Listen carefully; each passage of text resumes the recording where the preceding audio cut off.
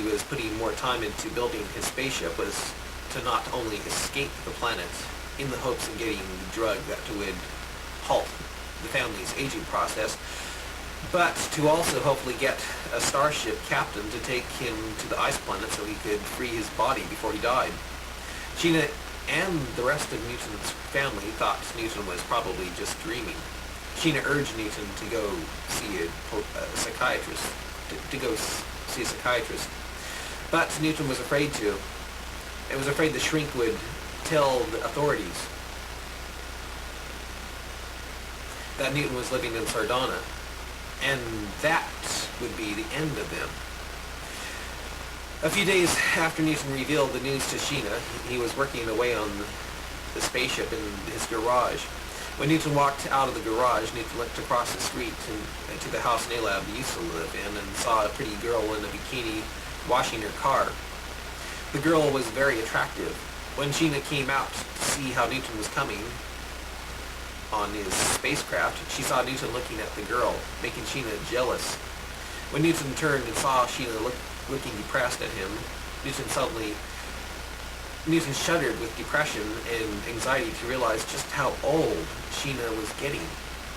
Not only was she gray, saggy, and getting more wrinkles, and more wrinkled, she was also getting crotchety from menopause. Newton found himself arguing with Sheena a lot lately, and when Sheena saw Newton admiring and lusting after the beauty across the street, they found themselves arguing again. So depressing was the scene that Newton would get on his motorcycle and drive around in the city to try to forget his troubles. So depressed was Newton becoming that he felt that he wouldn't care much if he crashed on his motorcycle.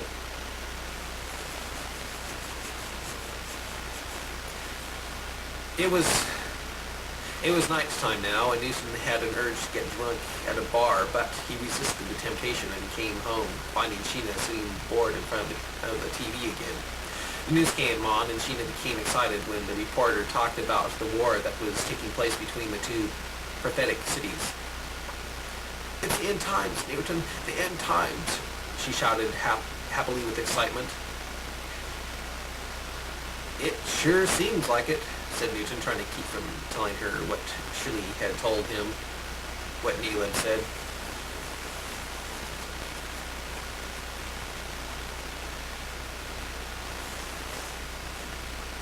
Newton hugged her and said, "It's the end times. The prince will be here any day, and everything will be fine. But remember, there was also the spaceship, too," said Newton, to keep her from getting her hopes dashed when nothing would happen. Days later, and fighting between the two cities subsided, and Sheena became more depressed, thinking God was tormenting her by always holding out promises, then dashing them when it always looked like something was going to happen, then wouldn't. Sheena became so insane that God was tormenting her with false hopes that she began pulling at her hair and looking insane. She began getting filled with anxiety and remorse. The hot flashes she was having also seemed to compress the problem and compound it.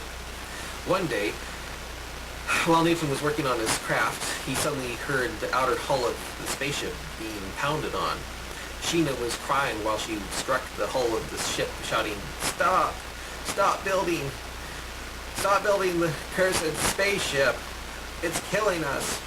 Newton wrestled the hammer away from her. Sheena then started hitting and kicking the ship with her hands, making such a racket that the neighbors started getting inquisitive.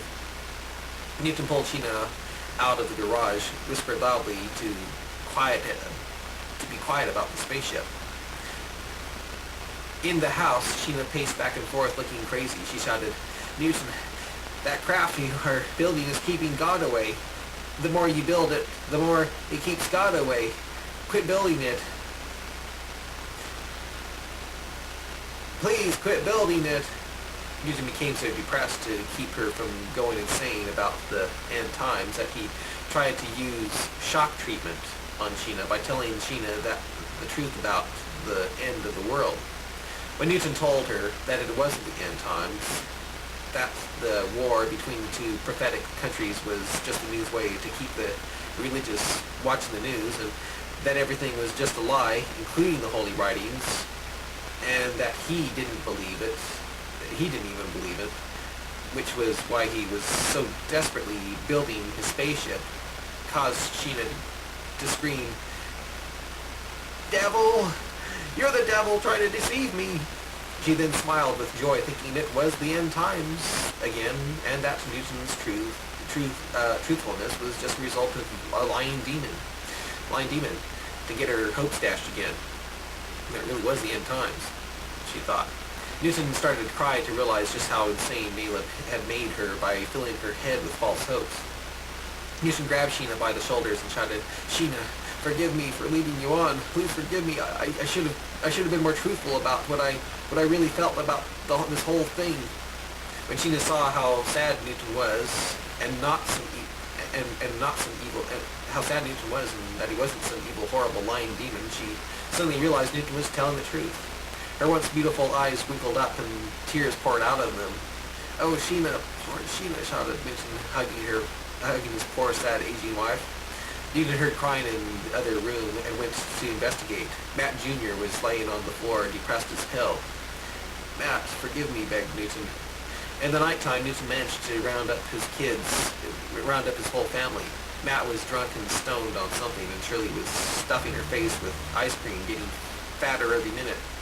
Jeff was super religious, thinking he was better than everyone in his family because he wasn't on drugs. He wasn't a drug addict like Matt or a fat slob, unquote, like Shirley. Newton told his family that he felt that he had made a big mistake in raising them all and asked them to forgive him. He said, "You know, I think it's all my fault for making you all insane, egotistical religious fanatics, for which I'm probably one myself. You see, since you were born, I took pictures of your bodies. I tried to take care of you so you would grow up perfect and good-looking. The thing is, I think I placed too much value on the physical aspects of life, too much value on material. When I was a mutant, I was almost like a god, yet I became bored with the great power that I had and thought that the material man was where it was at, to be a human, a good-looking, perfect, intelligent human with a pretty girl. And Sheena was that girl. She was the girl. But I think I went a little overboard on the material human. No, I went way overboard on the material human. I became ego-involved, and I think my worship of the material brushed off on my kids, and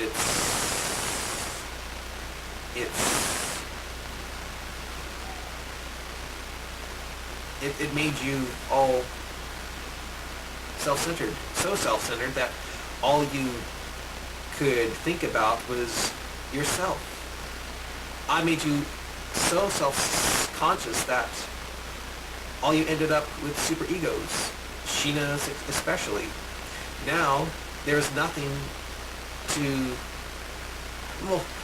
there's nothing too bad about having an ego, but when you become egocentric, you end up trying to preserve what you have. Many of you, like Sheena, got heavily involved in religion, a very egocentric area, if I must say. I mean, people are only religious because, one, they believe in God, and they try to please that God to keep something from, to get something from that God, usually renewed youth, or they try to worship it so it won't hurt them. Either way, it's all ego.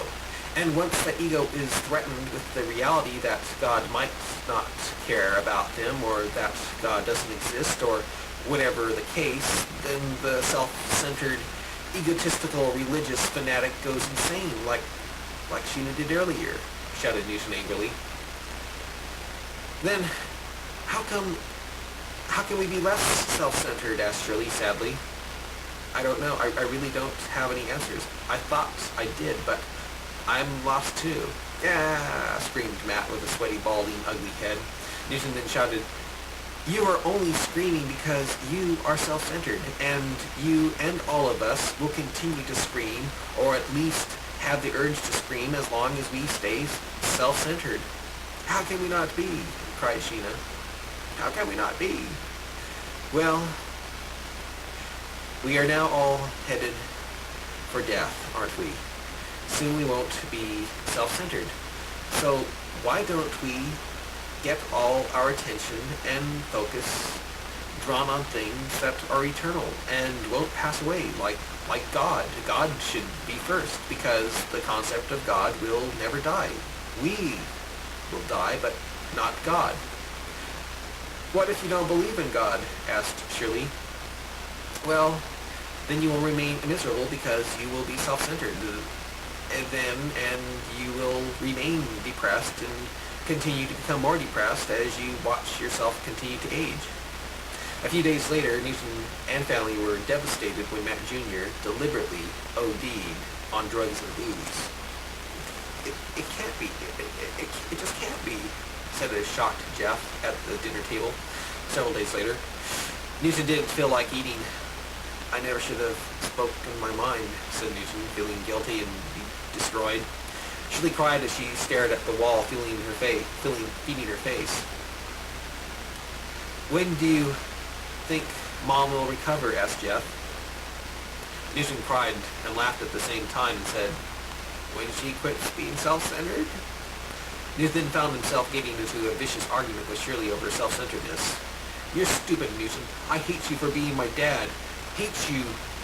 Hate you, hate you, hate you," shouted Shirley. Newton walked out into the night and looked at the stars. "How I wish I were up in space." Newton then visited Sheena in the mental hospital to see if he could somehow cheer her up. Seeing her in her broken down condition drove Newton out into the night. He then sat by his door and listened to the strange alien crickets chirping away. He then saw the pretty girl across the street arrive with her boyfriend in a fancy car. They were in their early 30s and looked like good-looking teenagers. Newton found himself envying the young man across the street. "But I have Sheena," he said loudly to himself. "Poor, miserable, menopausal Sheena." Newton began cussing to realize that he had sent Mutania into the sun. Newton fought the temptation to commit suicide and instead walked into the dark, lonely, depressing, humble house and discovered that his last two lonely children were gone. This next story I'm about to read to you is called The Son of Newton. Months after the death of Matt Jr., Newton and his family kind of recovered. Sheena was able to cope a little by joining a church-like organization that could help out the poor a little. Newton ended up being a guard at a bank, and Shirley was now rapidly ballooning to a very depressed, obese girl. She was now rapidly approaching the 300-pound mark, and she was only 5'6" in height. Jeff was hanging out with a gang of juvenile delinquents who were selling guns and drugs. Jeff also stole Newton's motorcycle and transformed it into a chopper. He also was terrifying the family by calling himself the Son of Newton. "Where did I go wrong?" wondered Newton. "Where did I go wrong?" Jeff's druggy friends were calling him Crazy Jeffrey. Luckily for Newton, no one believed him when he called himself the Son of Newton. Jeff got really hard up for money once and ended up selling the movies Newton made of Shirley and the rest of the family. Jeff was rolling in the dough as the movies began to be shown in sleazy movie houses throughout the world. Shirley was getting pestered by sleazy movie producers now. Everything was like a sleazy, depressing Italian movie now. Yeah, everything was like a sleazy, depressing movie, Italian movie now. Newton was now finding himself drinking in the city's bars a lot. "I'm Newton," he drunkenly told the people around him. "Sure you are, bud," the drunks would say, slobber back. "No, I'm the monster that attacked the universe," he'd shout. "No, you're not. I'm Newton," would say another drunk. "And my wife is a witch. Ha ha ha." No one would believe him that he was Newton. Newton wouldn't even be able to have Newton wouldn't even be able to have himself murdered after all. "I am Newton," he shouted with depression. But it was all in vain. When he'd go home, Sheena would tell him to go see a therapist to keep him from drinking. "Newton, if you continue to drink, you'll end up getting fired," she'd cry. Newton did manage to fight off the desire to drink. He would now spend the rest of his time looking for parts to his spaceship. On weekends, Newton would go up into the mountains to see if he could find the right type of fuel for his spaceship. While he would be away,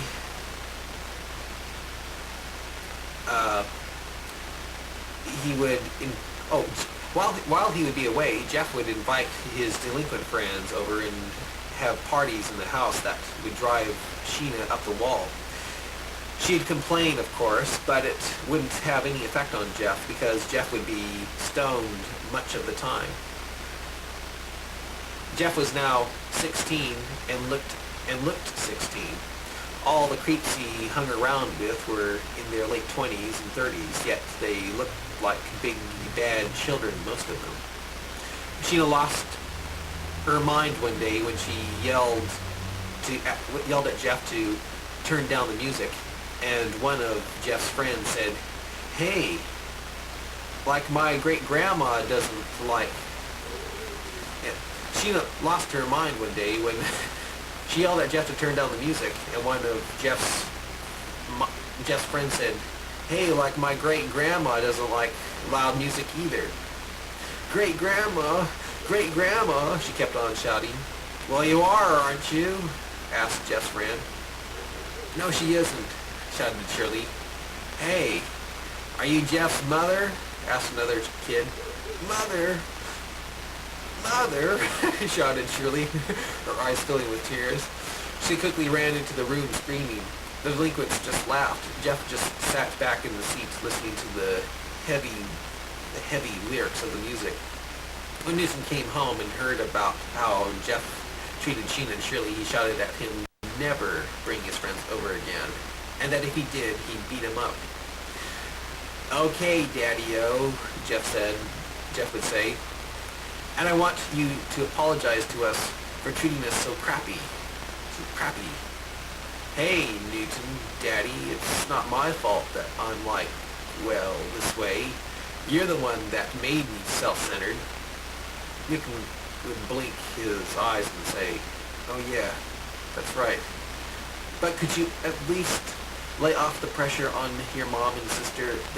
They're aging twice as fast as us. Let them at least enjoy the few remaining years they have left, okay?" "Okay," agreed Jeff.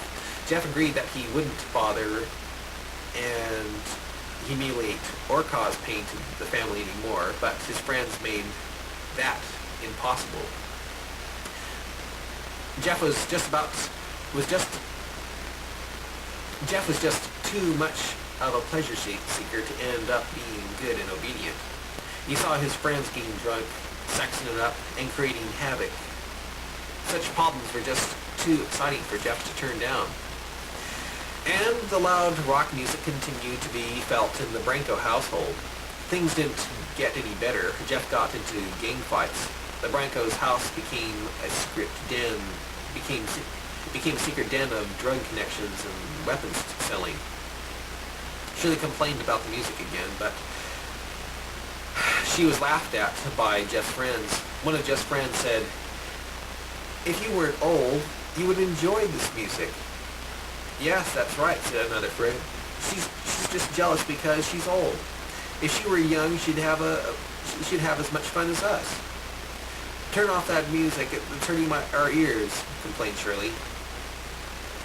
She's too old to enjoy our music also, said one of Jeff's friends again. Newton walked in, all covered with sweat from welding the spaceship. Turn off the music, demanded Newton. Dad, leave my friends alone, commanded Jeff in a drunken stupor. You shut up, shouted Newton. At Jeff.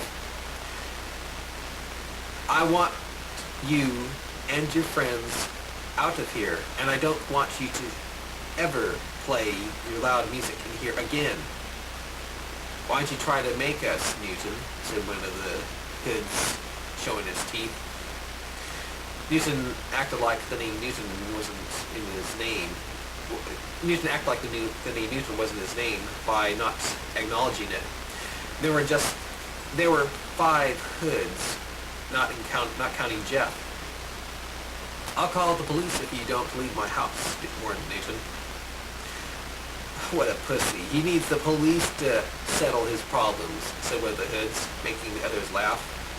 Jeff laughed also to show that he wasn't a daddy's boy.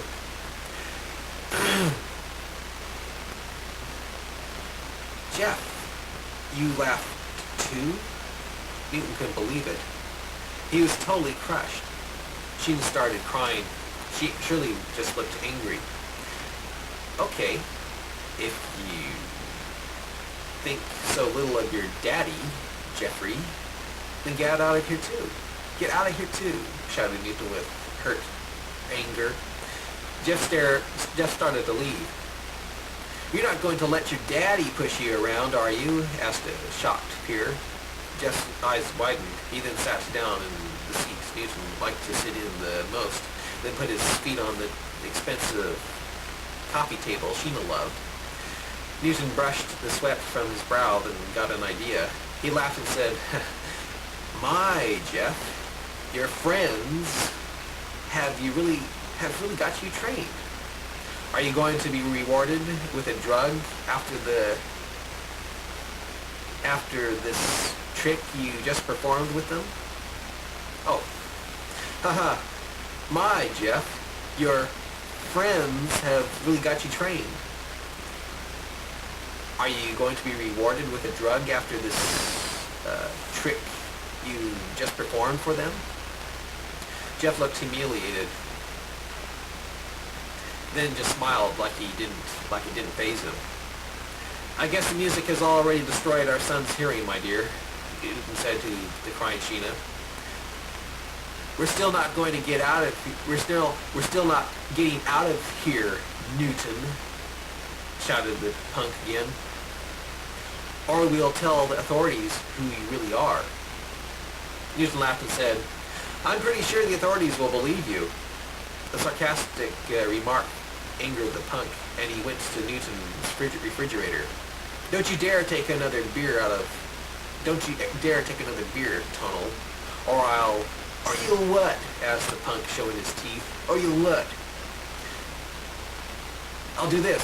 Newton furiously kicked Tunnel in the groin, causing Tunnel to bend over. When he did, Newton jumped up and bashed him in the jaw with his knee, sending the hood tumbling unconscious through the chairs of the dining room table. Newton, look out! Shouted Sheena frighteningly. Another hood charged in on Newton. Newton ducked, sent his elbow into the solar plexus of the charging hood, put his foot behind the